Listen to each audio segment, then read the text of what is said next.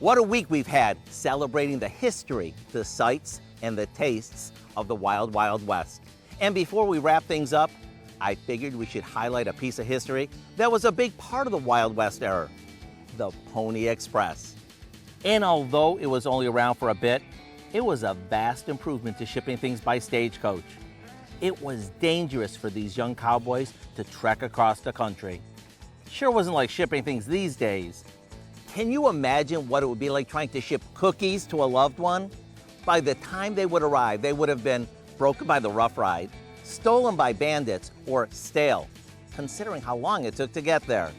And since we're talking about cookies, I thought I'd share a recipe for the best chocolate chip cookie ever that happens to be Cowboy approved. They're super moist on the inside and crispy around the edges and loaded with chocolate chips. To get your hands on this stunkable favorite, all you have to do is mosey over to our website and type in Cowboy Cookies. While you're there, make sure you check out all of the recipes from this week's Wild Wild West adventure. I'm Howard from the Mr. Food Test Kitchen with Summer, where today we found Cowboy's favorite way for you to say, ooh, it's so good.